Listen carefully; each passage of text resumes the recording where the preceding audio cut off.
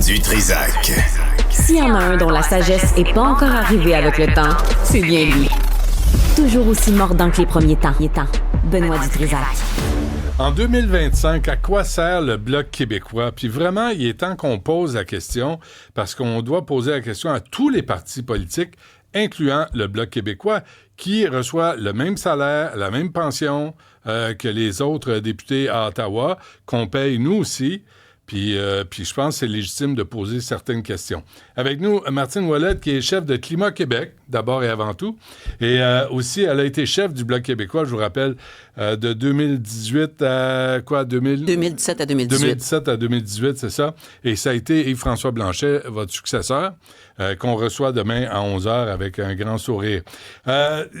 D'abord, vous, Martine, vous avez quitté le Bloc québécois parce qu'on vous reprochait de demander aux élus de parler de l'indépendance. Ben parce qu'on me reprochait de vouloir appliquer le programme. Et le on, là, ben c'était la gang de Gilles Duceppe et d'Yves-François Blanchette de parler d'indépendance sur toutes les tribunes à toutes les occasions. Et ça fonctionnait.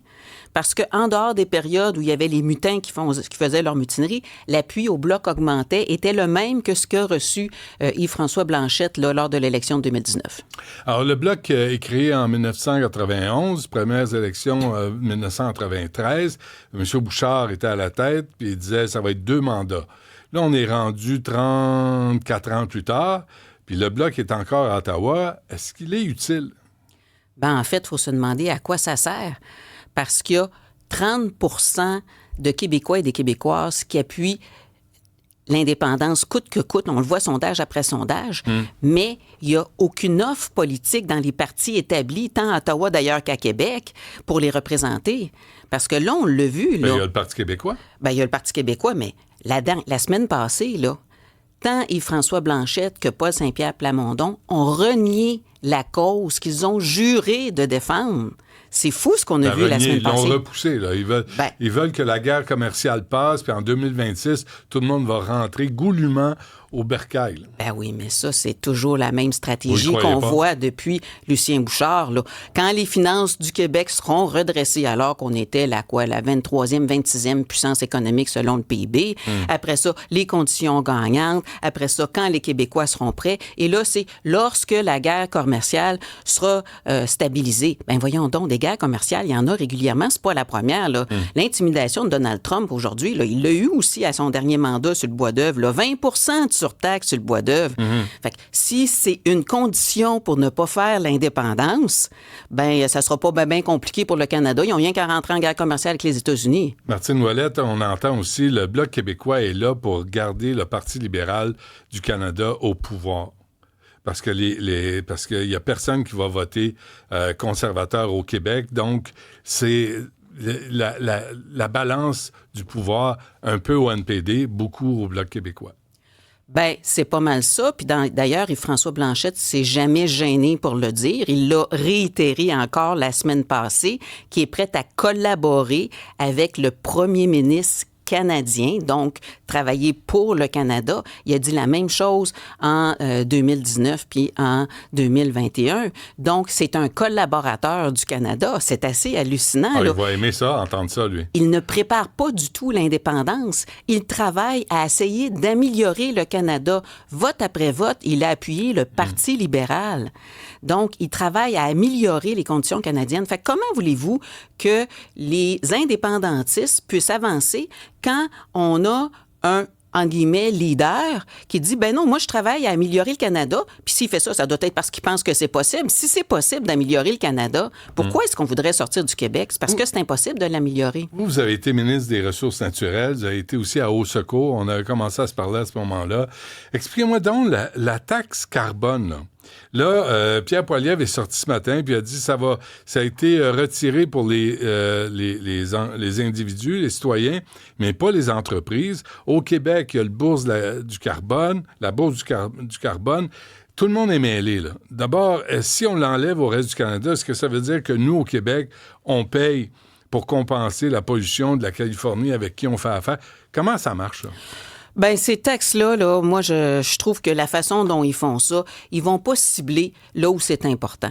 La bourse du carbone, c'est de la spéculation. C'est un peu comme le papier commercial. Ce qu'il faut faire, c'est de réduire. Arrêtez de parler des taxes carbone puis des outils financiers. Allons réduire à la source la consommation de gaz, la consommation de pétrole. Puis si on veut répondre à Donald Trump là, dans son intimidation, une des bonnes façons qui serait bonne pour le Québec, mais le Canada ne voudra jamais aller là. C'est pour ça que l'indépendance, c'est un outil pour négocier contre Donald Trump. C'est pas un empêchement. Fait que toute cette idée-là de dire non, il faut pas faire ça. Non, justement, c'est le contraire.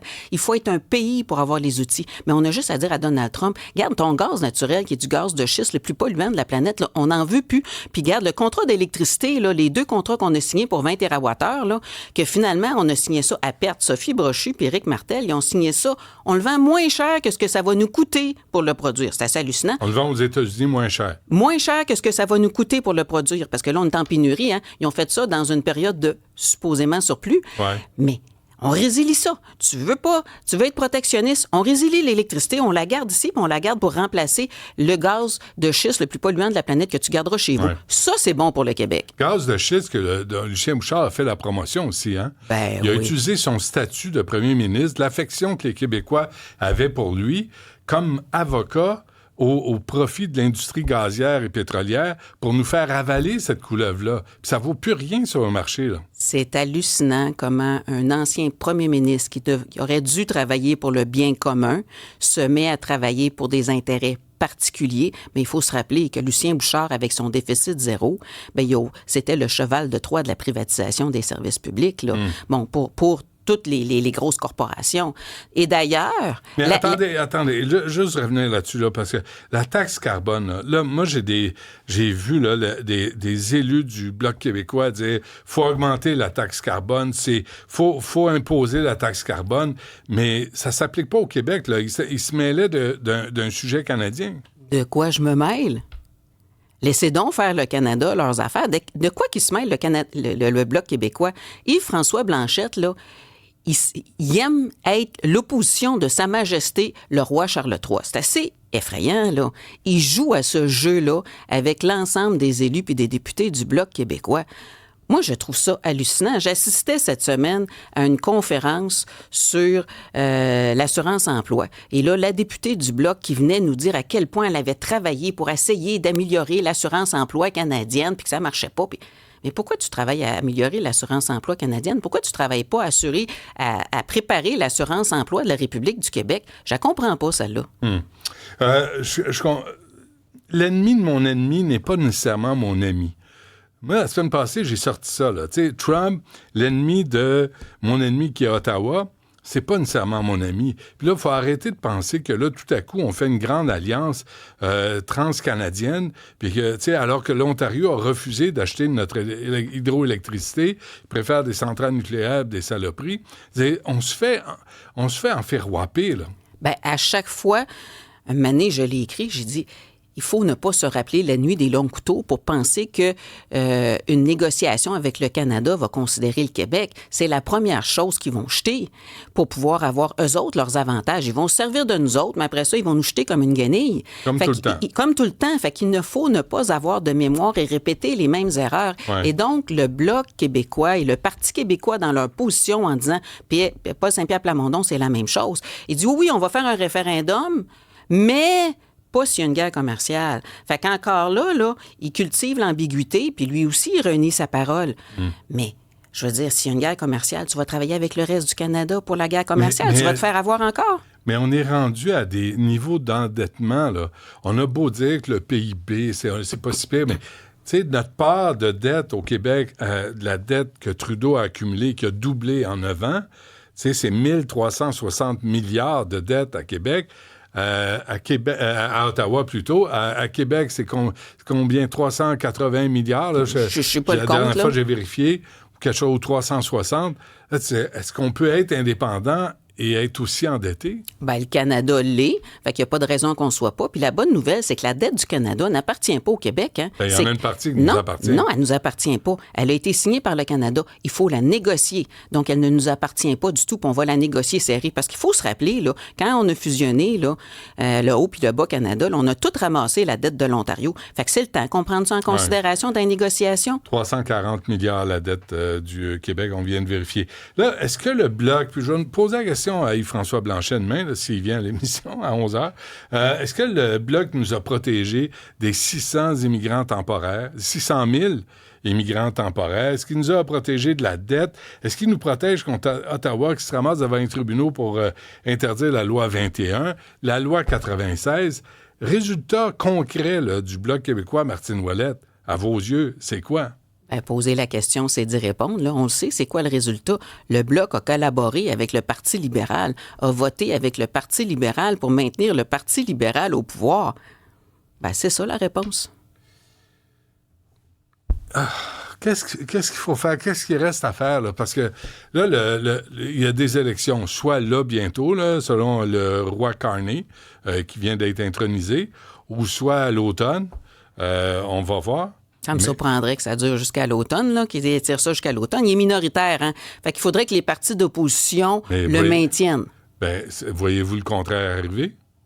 Voyez-vous quelqu'un dire « Carney, on va en élection ou on te renverse? » Moi, j'ai pas entendu François Blanchet dire ça. On l'a pas entendu, c'est ni vrai. Jack Mitzing. C'est vrai, mais ça serait assez hallucinant que Yves-François Blanchet veuille maintenir Mark Carney pas élu démocratiquement. Puis Mark Carney, il faut se le dire, là, c'est l'homme de Davos. Là. Fait que quand j'entendais ce matin là, avec l'Europe, là, ben c'est pas surprenant. C'est l'homme de Davos. L'Union européenne, là, lui, il est collé. C'est sa gang à lui. Là. Il faut que vous rappeliez là, qu'il était directeur ou en tout cas président de la Banque d'Angleterre. Là. Ouais. Donc, c'est sa gang à lui. C'est tout son monde, ça. C'est la gang des grands oligarques. Et la grande bataille qu'avec Donald Trump, c'est une bataille d'oligarques. En arrière de toute l'intimidation puis les coups de gueule de Donald Trump là, se cache une guerre d'oligarques. Et je résume ça là, en disant, dans le fond, là, il veut changer Bill Gates par Elon Musk. C'est ça la guerre qui est en train de se passer actuellement. Ouais. Est-ce que le Bloc va encore garder les libéraux au pouvoir si la situation actuelle, là, avec les sondages, le Bloc a baissé de 25 %, le Parti libéral a augmenté, ce qui se profile à l'horizon, c'est le retour des libéraux au pouvoir ou la continuité, puis le Bloc qui leur permet ça? Ben, je sais pas ce qu'ils feront, mais ce serait vraiment pathétique qu'ils continuent dans la même lignée que 2017 et 2021 à appuyer un parti fédéraliste. Quand tu appuies un parti fédéraliste, tu deviens collaborateur, collaborationniste, prends le mot que tu veux, mais il travaille pour le Canada, il travaille pas pour l'indépendance du Québec. C'est clair, net et précis. Moi, je pense que ça s'en ressent dans les sondages. C'est assez clair. On le voit tant du côté du Bloc québécois que du côté du Parti québécois. Quand ils commencent à jouer au tango à deux, là, pour essayer de se rester dans le Canada puis se gagner du temps parce que ils n'ont pas le courage de prendre les vrais arguments pour l'indépendance, ben ça se reflète dans le pourcentage de vote. Est-ce que donc, en conclusion, Martine Ouellette, le Bloc québécois est encore utile à Ottawa? Est-ce qu'il devrait démissionner, puis s'en venir au Québec, puis travailler au Québec? Parce que l'indépendance va se faire au Québec. Elle se fera pas à Ottawa. Oui, mais je suis pas d'accord avec cette phrase-là parce que j'ai eu l'occasion d'y réfléchir là, avant de me présenter à la chefferie. L'indépendance pourrait se préparer à Ottawa.